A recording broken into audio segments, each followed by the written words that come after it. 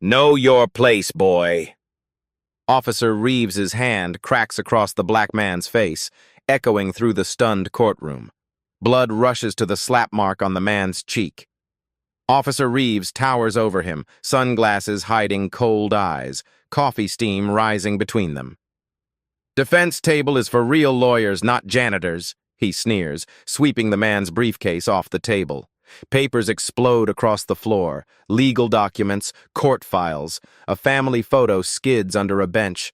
The man's fingers tremble slightly. He takes one deep breath. "Pick that shit up," Reeves commands, voice dropping dangerously low. "Now." The gallery watches, frozen. The bailiff's hand hovers near his radio. The court clerk covers her mouth. The black man rises slowly, straightens his tie, and walks not to the gallery but directly toward the judge's bench. Every eye follows him as he climbs the steps and reaches for the judge's gavel.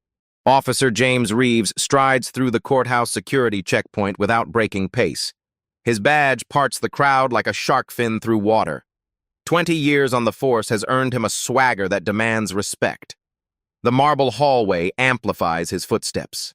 Morning sunlight slants through tall windows, illuminating dust particles dancing in the air. Reeves nods to fellow officers who return the gesture with practiced deference. His arrest record speaks volumes highest in the precinct for 3 years running. Checking his watch, Reeves notes he has 30 minutes before testifying. Plenty of time. He spots District Attorney Sarah Miller by the coffee cart, reviewing notes from a leather portfolio. "Morning, Sarah," he calls, grabbing coffee without paying. "Ready to lock up another dealer?" Miller's professional smile tightens. "It's possession, not distribution, James." And Judge Thompson is presiding. "Thompson?" Reeves sips his coffee. "Never heard of him." "Transferred from Eastern Circuit last month. Has a reputation for being..." She chooses her words carefully. "Extremely thorough with police testimony." Reeves scoffs. "As long as he knows which end of the gavel to use, we're good." "My testimony is bulletproof." "Just keep it professional," Miller warns, voice dropping. He doesn't appreciate theatrics. Meanwhile, in a private corridor, Judge William Thompson reviews case files with focused intensity. 52 years old, salt and pepper hair cropped close, reading glasses perched on his nose. 20 years as a prosecutor before accepting a judgeship 5 years ago. Recently transferred to this district following reports of discriminatory policing practices. Thompson closes the folder and removes his glasses. He straightens his simple, well-tailored suit, no judicial robes yet, and heads toward courtroom 7B through the public entrance. A deliberate choice. He prefers witnessing how court personnel interact with ordinary citizens before they recognize his authority. His colleagues call it his civilian walkthrough. The bailiff barely glances up as Thompson enters. 2 uniformed officers by the door snicker as he passes. Thompson doesn't catch their words, but their dismissive glances follow him as he approaches the defense table to set down his briefcase. Thompson makes a mental note about the officer's behavior, unaware that Reeves has just spotted him. Reeves watches the black man at the defense table with growing irritation. Something about the stranger's confident posture feels wrong. His clothes are decent quality but understated, certainly not the flashy suit of a high-priced defense attorney. Probably some paralegal or public defender who doesn't know his place. "Court starts in 15, Reeves announces loudly, walking toward the defense table. "Defendant's table should be clear for the attorneys." Thompson doesn't look up from his papers. "I'm aware of the schedule, thank you." Reeves stops directly in front of the table, casting his shadow across Thompson's documents. "You're not hearing me. This area is for authorized personnel only." Thompson finally meets Reeves's gaze. "I am authorized to be here." The officer's face hardens. "Let me see some ID, then." "I don't believe that's necessary." Sarah Miller approaches, sensing trouble. "James, we should prepare." "1 second, Sarah." Reeves interrupts, holding up a hand without looking away from Thompson. Just making sure everyone's where they should be. He turns back to Thompson. Last chance, buddy. Move to the gallery or show me credentials. Thompson stands, matching Reeves's height. Officer, I suggest you focus on your testimony rather than courtroom seating arrangements. How do you know I'm an officer? Reeves's hand instinctively moves toward his holster. Your badge is visible, and you carry yourself with the unfortunate arrogance I've seen in many officers. Thompson replies evenly. Sarah inhales sharply. James, let's go. Now. Reeves ignores her, stepping closer until barely inches separate him from Thompson. You got something against law enforcement, friend? Thompson doesn't back away. I have something against anyone who misuses authority. The air between them crackles with tension. Other people entering the courtroom slow their pace, sensing the confrontation.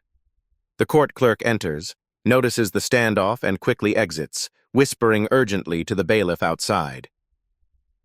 You know what? I don't have time for this, Reeves says, reaching for Thompson's briefcase. Reeves grabs Thompson's briefcase, yanking it across the table. The latch fails. Papers explode outward legal briefs, case notes, a family photo in a simple frame. James, Sarah hisses, mortified. Stop this right now. Thompson remains eerily calm. Officer, you're interfering with court documents. Court documents? Reeves scoffs, using his foot to spread the fallen papers. And I'm the Attorney General. He kicks the family photo, sending it skidding beneath a bench. The courtroom doors open wider as attorneys and spectators file in. The normal pre-court chatter dies instantly. They freeze in place, witnessing the scene with confusion and discomfort. Pick those up, Reeves orders Thompson, pointing at the scattered papers. Thompson doesn't move. No. No. Reeves laughs incredulously. You don't get to say no to me? He steps closer, lowering his voice. I said, pick them up. The bailiff approaches hesitantly. Officer Reeves, perhaps... Stay out of this, Reeves snaps without looking away from Thompson. This man needs to learn respect for proper procedure.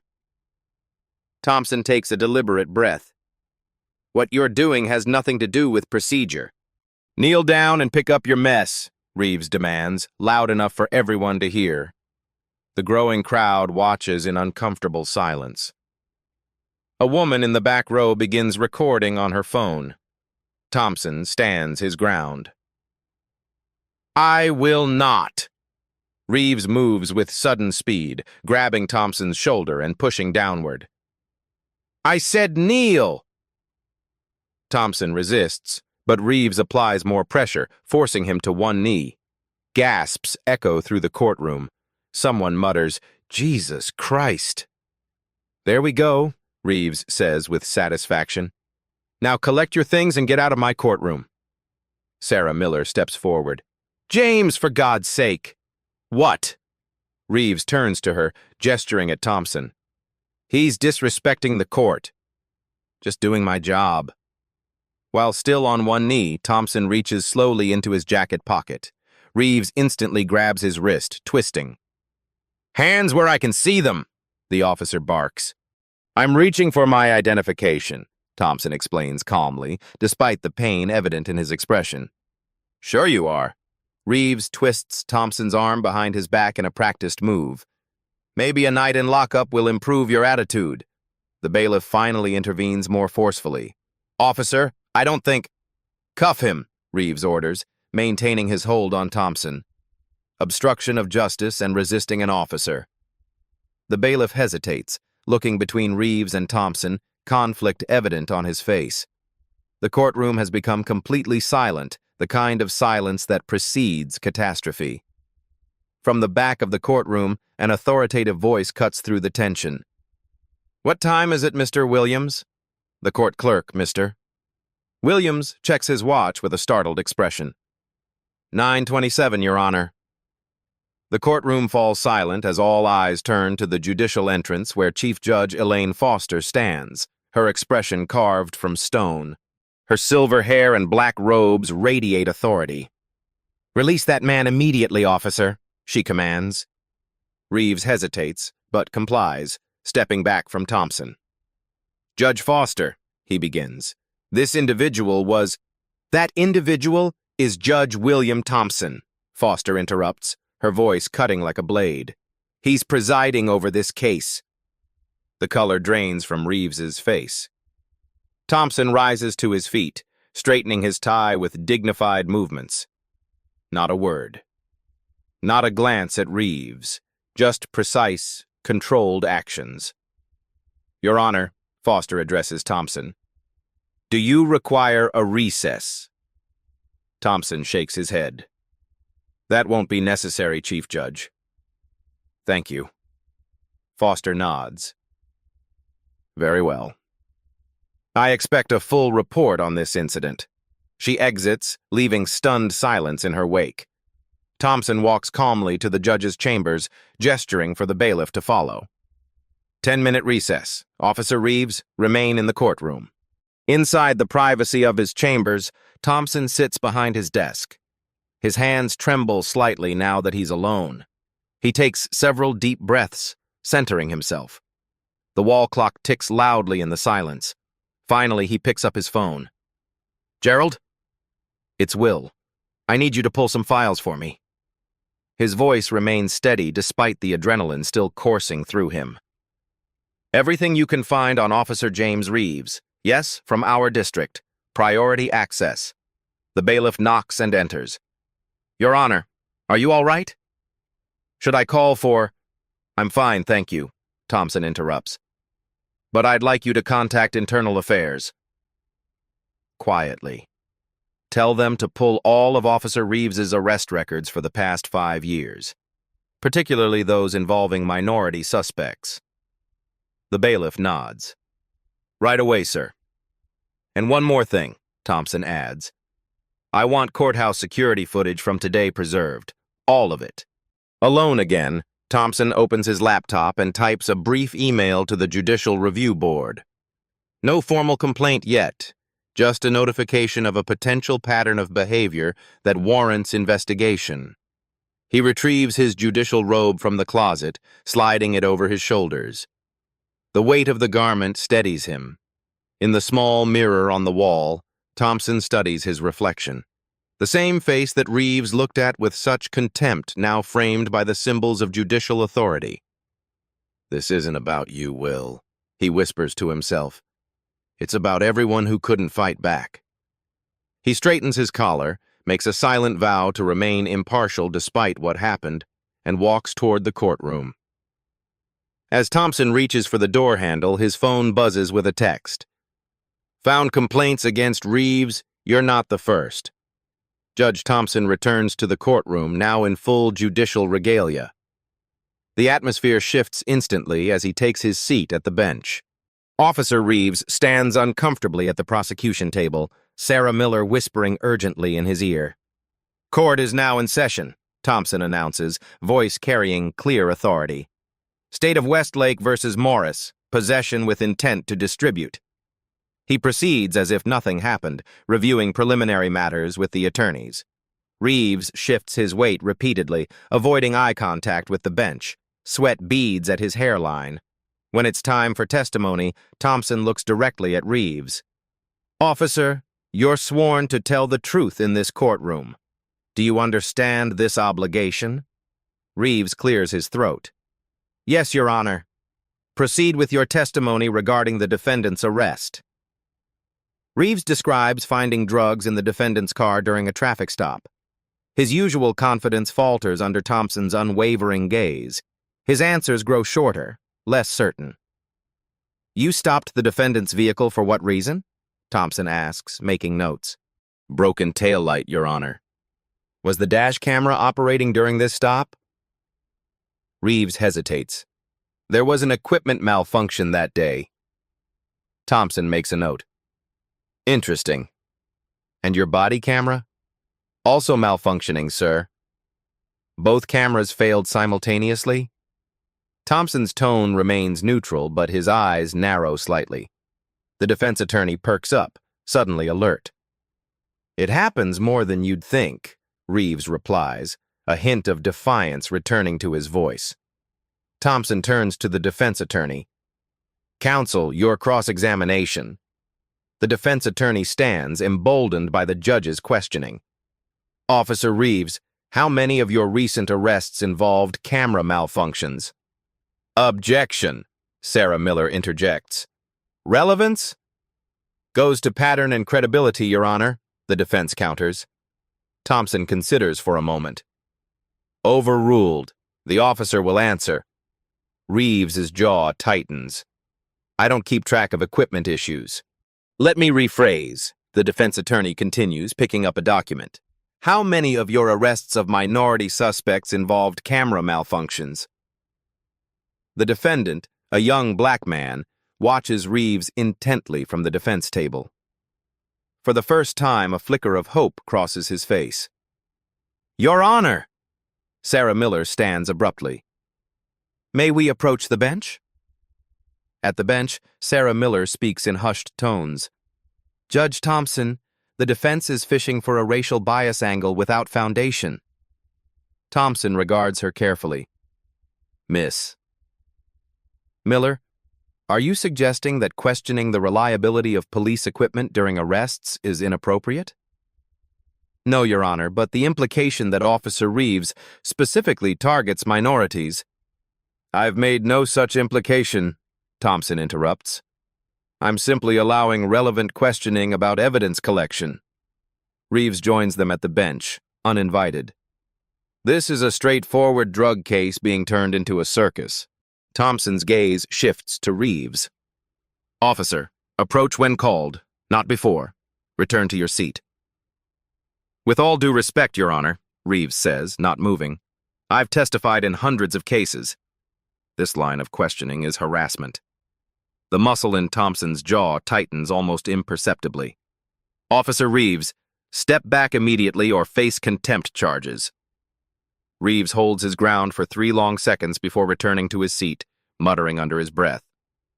What was that, officer? Thompson asks. Nothing, Your Honor. Speak clearly for the record if you have something to add. Reeves looks directly at Thompson. I said this feels personal, Your Honor. A ripple of whispers moves through the gallery. The court reporter's fingers pause momentarily over her keyboard. Thompson leans forward. Justice is always personal, officer. To the accused, to the victim, and to society. What it must never be is prejudiced. He turns to the defense attorney. Continue your cross-examination. The defense attorney produces a statistical report. Officer, are you aware that 78% of your drug arrests in the past 3 years involved Black and Latino suspects, despite them comprising only 23% of our district's population? Sarah Miller rises again. Objection! These statistics aren't in evidence and haven't been authenticated. We submitted them during discovery, the defense counters. Thompson examines the report. I'll allow the question. Officer Reeves, please answer. Reeves's face flushes. I go where the crime is. So you deny any bias in your arrest patterns? I arrest criminals, period. If certain groups commit more crimes. The gallery erupts in murmurs. The defendant's mother covers her mouth in shock. Thompson's gavel comes down with a sharp crack that silences the room. The courtroom falls silent after Thompson's warning. Reeves's expression hardens as he meets the judge's gaze. The air feels electric, charged with unspoken tension. To clarify my statement, Reeves says stiffly, I enforce the law equally regardless of race. Thompson studies him. Then you should have no objection to the defense examining your arrest record for patterns.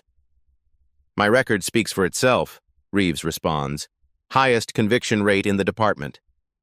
Convictions based on evidence obtained through proper procedure, Thompson clarifies. Which brings us back to the equipment failures during this arrest. The defense attorney produces another document. Your Honor, We've compiled instances where Officer Reeves reported equipment malfunctions during arrests. 87% involved minority suspects. Reeves stands abruptly. This is character assassination. Sit down, officer, Thompson orders. You're allowing them to twist statistics to fit their narrative, Reeves protests, remaining on his feet. His hands clench into fists at his sides. Thompson's voice remains measured but firm. I'm allowing relevant evidence to be presented. Final warning, officer. Sit down. Reeves reluctantly complies, but his body language radiates defiance. His chair scrapes loudly against the floor. Defense may continue, Thompson says. Officer, in this specific arrest, you searched the defendant's vehicle before mentioning the alleged broken taillight, correct? That's not how it happened. The defense attorney signals to an assistant, who sets up a small screen. Your Honor, with permission, we'd like to play a video. The screen shows a partial video from a nearby business camera. Though distant, it clearly shows Reeves searching the car first, then writing a citation afterward. Objection, Sarah Miller calls out. This video wasn't provided during discovery. Because the police department claimed no video existed, the defense counters. We obtained this independently last week.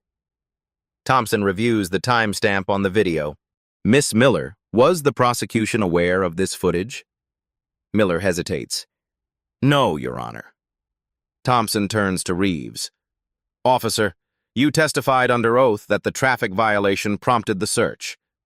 This video suggests otherwise. Reeves glares at Thompson.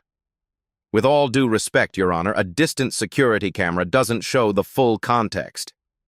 What context would justify contradicting your sworn testimony?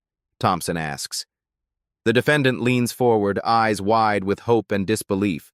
Reeves stands again, finger pointing at Thompson. You've been gunning for me since I walked in. Officer Reeves!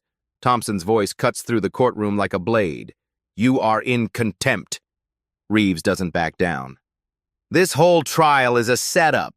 You were planning this ambush from the moment you pretended to be some nobody at the defense table. I never pretended to be anything, Thompson responds evenly. You made assumptions based on what you saw. You deliberately misled me. By what? Being black in a courthouse? Thompson's calm finally cracks slightly. Bailiff, remove Officer Reeves from my courtroom. As the bailiff approaches, Sarah Miller stands. Your Honor, request for a brief recess. Granted. 15 minutes. Thompson rises. Officer Reeves, in my chambers. Now. Inside the chambers, Reeves paces like a caged animal. His face flushes deep red, tie loosened, a vein pulsing at his temple. Thompson sits behind his desk, collected and composed. You've compromised this entire case, Thompson says. Me? You set me up for public humiliation. Thompson opens a folder. James Reeves, 20 years on the force, 16 excessive force complaints, all dismissed. 92% of your drug arrests involve minorities. 43% of your evidence submissions had documentation issues. He looks up. Did I miss anything? Reeves stops pacing. Where did you get that information? I've had it for weeks, Thompson reveals. I'm not just a recently transferred judge, officer. I chair the Judicial Oversight Committee on Discriminatory Policing Practices. Your name has come up repeatedly. The color drains from Reeves's face. This is a witch hunt. No, this is accountability. Thompson stands, removing his glasses. Today wasn't planned. I regularly observe courtroom dynamics before sessions. Your behavior merely confirmed what your record suggested. A knock at the door interrupts them. The bailiff enters with Chief Judge Foster and Police Commissioner Davis. Judge Thompson, Foster says. Commissioner Davis arrived after hearing about this morning's incident. Commissioner Davis, a stern woman in her 60s with salt and pepper hair and a crisp uniform, gives Reeves a disappointed look. Officer, you're suspended pending investigation. On what grounds? Reeves demands. Assaulting a judge, for starters, Davis responds. Plus potentially falsifying testimony and evidence tampering based on today's revelations. You can't do this, Reeves protests. 20 years of service. Makes it worse, Davis interrupts. You should know better. She turns to Thompson. Judge, we've initiated a comprehensive review of all Officer Reeves's active cases and past convictions. Thompson nods. The Oversight Committee will cooperate fully. We'll also examine the supervision chain that allowed this pattern to continue unchecked. This goes beyond one officer, Foster adds. We're looking at departmental training and accountability measures. Reeves looks between them, realization dawning. You're using me as a scapegoat for systemic issues. No, Thompson replies. You're facing consequences for your specific actions. The system that enabled you will face its own reckoning. He turns to the commissioner. This morning, Officer Reeves physically assaulted me in open court, used racial intimidation tactics, and attempted to humiliate me publicly. I want formal charges filed. Davis nods. Already in process, Your Honor. Reeves laughs bitterly. So that's it? 20 years down the drain because you got your feelings hurt? No, Thompson says. 20 years down the drain because you abused your authority consistently and believed you'd never face consequences. Today, that ends. Commissioner Davis steps forward. Officer Reeves, surrender your badge and service weapon to the duty officer downstairs. Report to Internal Affairs tomorrow at 9 a.m. Reeves's shoulders slump, defeat finally registering. My union rep has been notified, Davis says. I suggest you call your attorney. As they return to the courtroom, Reeves whispers to Thompson, You have no idea who you're messing with. News of the courthouse confrontation spreads with digital wildfire speed. By afternoon, courthouse security footage has leaked online, showing Reeves shoving Thompson to his knees. The hashtag Judge Neal trends nationally. Cable news runs the clip on hourly rotation. In an emergency session, the police union executives meet to discuss damage control. The conference room feels too warm, tensions running high as 7 representatives debate strategy. We need to distance ourselves from Reeves, Union President Taylor argues, tossing his pen onto the table. This video is indefensible. Vice President Harding disagrees. Abandoning our members sets a dangerous precedent. We stand by our officers. The man forced a judge to kneel and slapped him, Taylor counters, voice rising. On camera. In a courtroom, there's no spin that makes this acceptable. Then we pivot to mental health, another representative suggests. Job stress, PTSD from his years of service. Taylor shakes his head. The Oversight Committee has his full record. If we try to excuse this as an isolated incident, they'll release everything. Meanwhile, District Attorney Sarah Miller faces her own crisis. Defense attorneys flood her office with motions to review any case involving Officer Reeves. Her phone hasn't stopped ringing. She rubs her temples as her deputy delivers more bad news. We're looking at potentially hundreds of tainted convictions, her deputy warns. Many with minority defendants. Miller sighs. Pull every case. Form a review committee. Prioritize anyone currently incarcerated.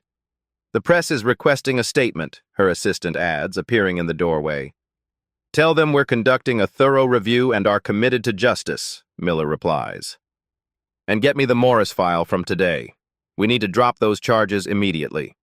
Across town, Judge Thompson meets with the full Judicial Oversight Committee. 12 judges from various districts review the morning's events. Large windows offer a view of the city skyline as rain begins to fall. What happened to you is appalling, Judge Garcia says, adjusting her glasses. But it's given us unprecedented leverage for reform. Thompson nods. I want systematic changes, not just one officer's badge. The police commissioner has agreed to independent review of their training protocols, Judge Reynolds adds. And City Council is discussing mandatory body cameras with automatic upload to court servers. What about the mayor? Thompson asks. Without executive support, these reforms will stall. She called me personally, Chief Judge Foster says. The video has rattled her. She's facing pressure from community leaders. She'll back us. At police headquarters, Commissioner Davis addresses a room of precinct captains. The atmosphere is tense, faces grim as they absorb the implications. Officer Reeves didn't develop these attitudes in a vacuum, she says firmly. Every supervisor who ignored red flags is under review. Every partner who witnessed misconduct and stayed silent will be questioned. Captain Bennett speaks up. Commissioner, with respect, one incident shouldn't tarnish the entire department. This isn't about one incident, Davis corrects him. The Oversight Committee has identified statistical anomalies in arrest patterns across multiple precincts. Judge Thompson's experience merely put a face to the data. She projects a series of graphs on the screen. These show disproportionate force used against minorities, search rates, citation rates. The pattern is undeniable.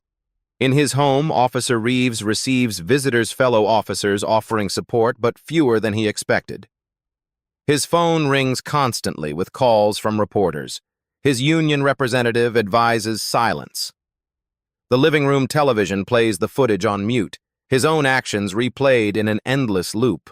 When his former partner, Officer Wilson, arrives, Reeves finally vents his frustration.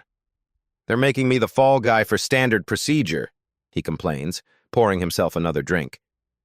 Like you never profiled a suspect. Wilson shifts uncomfortably. Look, James, I came to tell you interviewed me today. They asked about the Martinez arrest last year. So, we did everything by the book.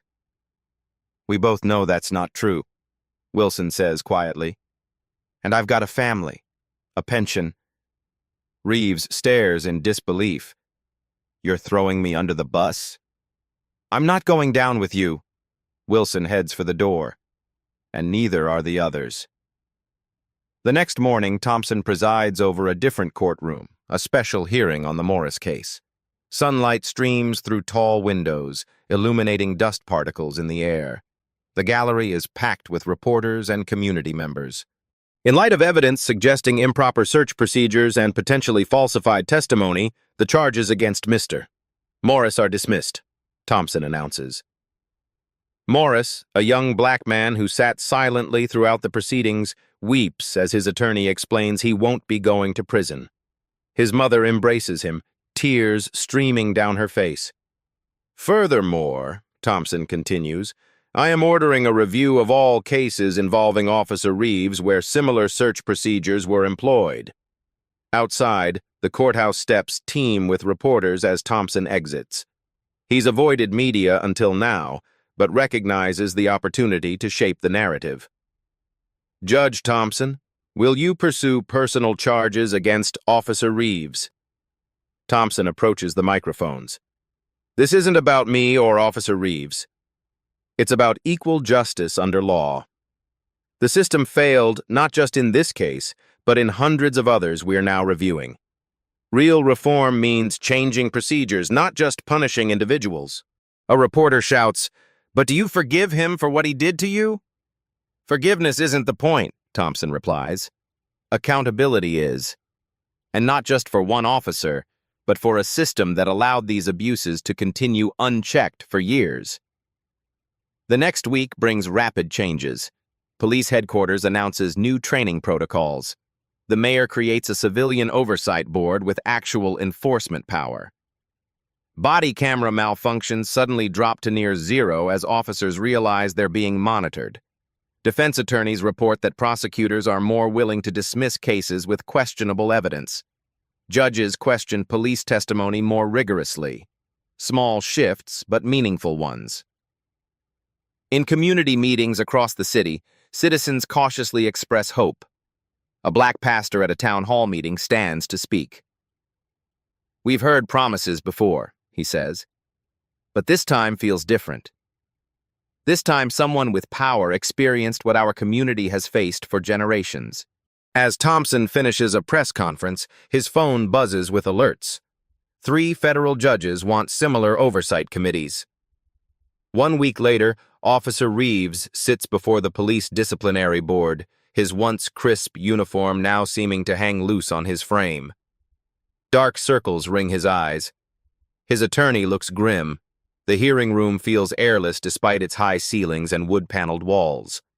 Commissioner Davis presides over the hearing, flanked by 4 senior officers and a civilian representative. Officer Reeves, you face charges of assault, evidence tampering, perjury, and civil rights violations. How do you plead? Not guilty, Reeves responds, voice hollow. Evidence will be presented by Internal Affairs Captain Hernandez, Davis announces. Captain Hernandez approaches with digital tablet in hand. She projects statistical analyses of Reeves' arrest patterns, body camera malfunctions, and use of force incidents onto the large screen. In the past 5 years, Hernandez states, Officer Reeves' arrests of minority suspects were 4.3 times more likely to involve force than his arrests of white suspects. His evidence submissions in minority cases were 3.7 times more likely to have procedural irregularities. Reeves' attorney objects. These statistics lack context. My client worked predominantly in high crime areas. Even controlling for neighborhood demographics and crime rates, Hernandez counters, the disparities remain statistically significant. The board views footage from courthouse security cameras showing the confrontation with Judge Thompson. Reeves looks away during playback, jaw clenched tight. When called to testify, Reeves attempts to justify his actions. I saw someone I didn't recognize at the defense table.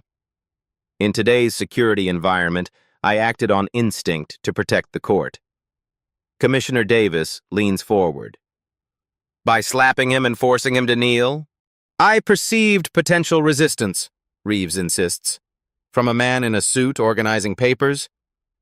Things escalated quickly, Reeves admits, but there was no racial motivation.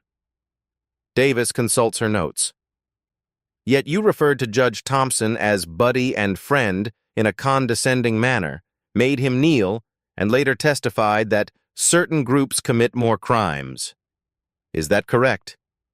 Reeves falls silent, unable to deny the recorded evidence. His attorney changes tactics. My client has an exemplary arrest record. 20 years of getting dangerous criminals off the streets. At what cost? Davis asks. We've identified 63 cases so far where evidence may have been improperly obtained or misrepresented. 17 people are being released from prison pending review. The hearing continues for hours. The room grows stuffy. Water pitchers empty and are refilled. Finally, the board deliberates while Reeves waits outside, staring at the floor, ignoring questions from passing officers. When recalled, he stands stiffly as Commissioner Davis delivers their decision. Officer James Reeves, this board finds overwhelming evidence of misconduct, bias, and abuse of authority. Your employment with the department is terminated, effective immediately. Your pension is revoked. Criminal charges will proceed through the district attorney's office. Reeves's face remains expressionless. I served this city for 20 years. No, Davis corrects him. You served yourself while wearing our badge.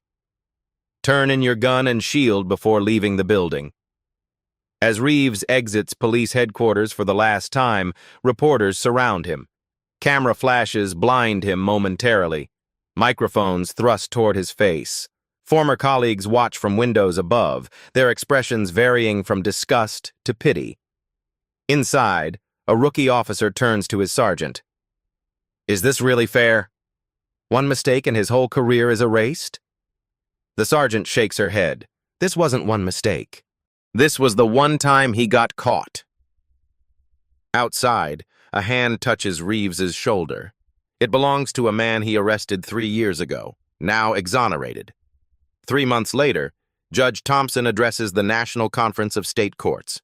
Hundreds of judges, law enforcement officials, and legislators fill the auditorium. Soft lighting and the occasional camera flash punctuate the serious atmosphere. The Reeves incident wasn't just about one officer, Thompson begins, his voice carrying clearly through perfect acoustics. It exposed fault lines throughout our justice system. Today, I'm pleased to announce significant reforms implemented in its wake. He clicks to the first slide. Statistics and implementation dates appear in clean, authoritative graphics. Mandatory body cameras with tamper-proof technology, statistical analysis of arrest patterns to identify potential bias, civilian oversight boards with actual authority, revised training protocols emphasizing de-escalation and cultural awareness. He pauses, allowing the information to sink in. In just 90 days, excessive force complaints in our district have dropped 42%, Thompson reports. Conviction rates remain stable, proving we can have effective policing without discrimination. In the audience, Commissioner Davis nods in approval. Next to her sits Sarah Miller, recently appointed to lead a new civil rights division within the district attorney's office. Thompson acknowledges them both. These reforms succeeded because leadership across multiple agencies committed to change. No more silos, no more protecting our own at the expense of justice. At Police Academy graduation that same week, a new class of officers takes a revised oath that explicitly includes equal treatment regardless of race, gender, or economic status. Commissioner Davis shakes each graduate's hand. "You're entering law enforcement at a pivotal moment," she tells them. "Old ways are changing. Your generation will determine whether those changes last." The training curriculum now includes sessions taught by former inmates exonerated through evidence review, sharing first-hand experiences of biased policing. Some veteran officers initially resisted these changes, but after seeing improved community relations and cooperation, resistance has faded. Body camera footage is now automatically uploaded to secure servers accessible by both prosecution and defense. Officers cannot review footage before filing reports. Malfunction rates have mysteriously plummeted to near zero. At the courthouse, Judge Thompson's chambers are always open to new judges seeking guidance. The civilian walkthrough he practiced on that fateful day has become standard procedure for all judges in the district, experiencing the courthouse as ordinary citizens do before donning their robes. Most significantly, case review has led to 97 overturned convictions so far, with dozens more under examination. The city has established a compensation fund for those wrongfully incarcerated. Not everyone embraces these changes. A vocal minority of officers resigned rather than adapt. Some judges resist the new accountability measures, but public support remains strong, especially in communities previously distrustful of law enforcement. At a community center in a predominantly black neighborhood, officers and residents gather for a town hall meeting. Tensions are evident, but the dialogue is respectful. A pathway to trust is slowly being built. As Thompson leaves the conference, his phone buzzes. The governor wants statewide implementation immediately. 1 year later, Judge William Thompson sits in his chambers reviewing case files.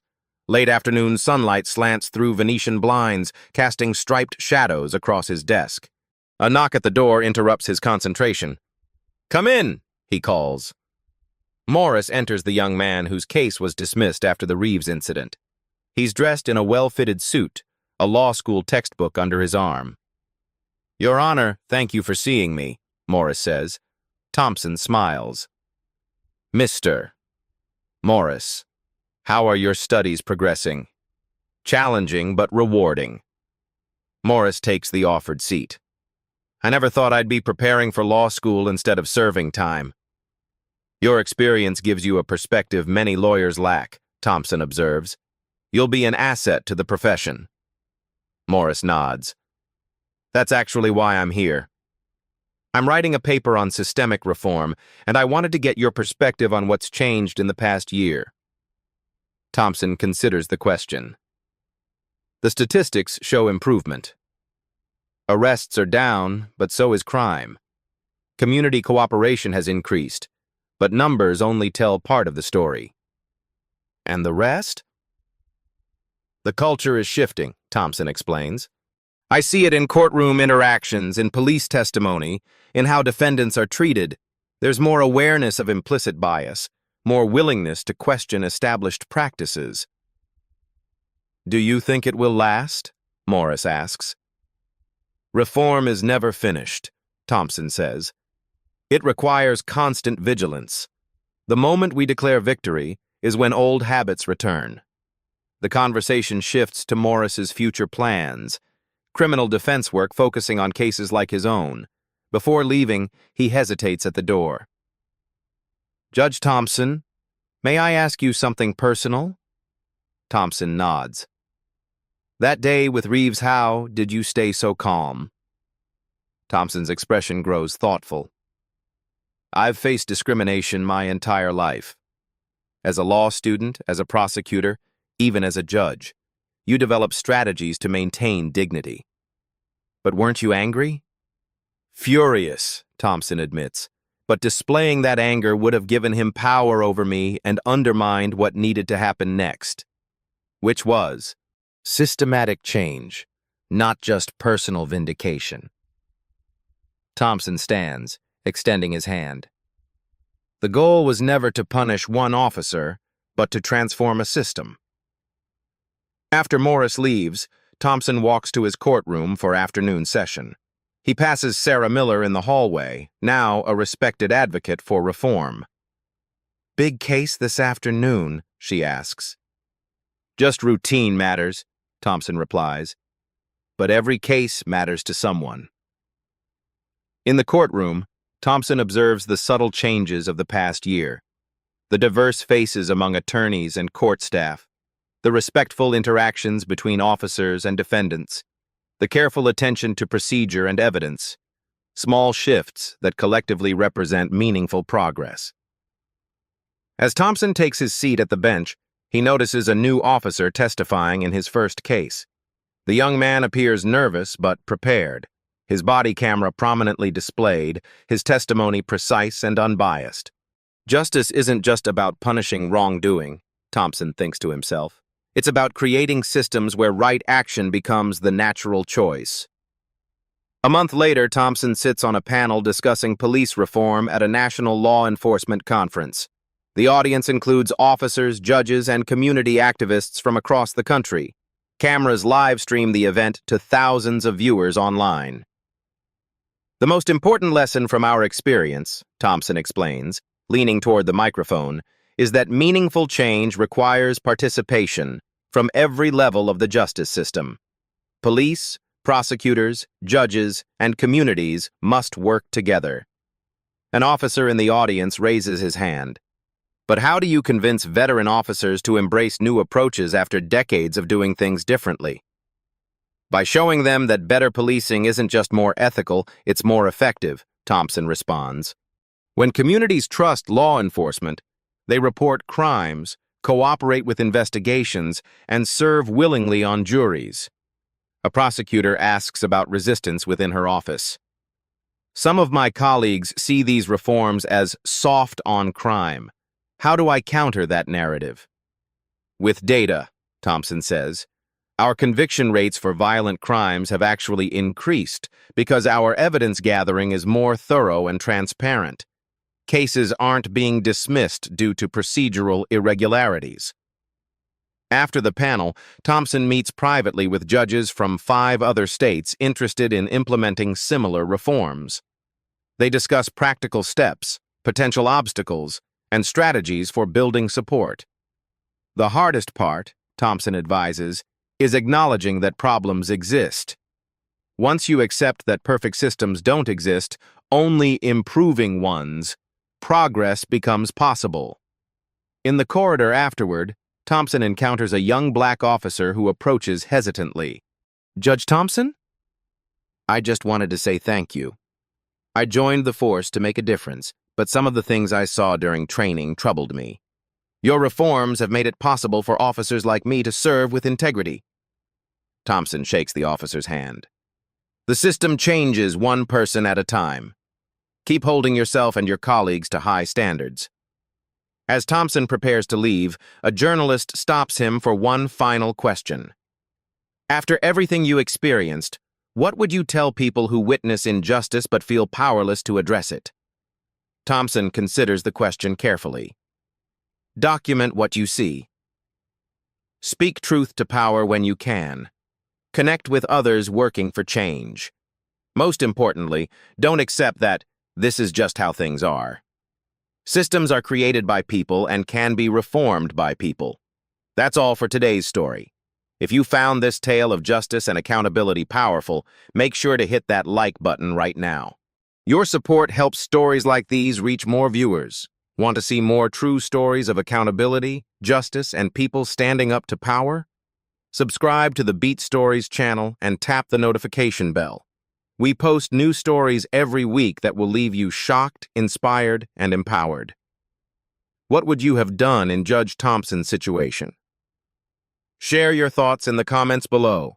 Remember, when power meets justice, the outcome depends on brave individuals willing to stand their ground. See you in the next Beat Story. What happened today isn't just a story. It's a reminder. Silence protects systems, but courage rewrites them. At Beat Stories, we don't just watch change, we document it.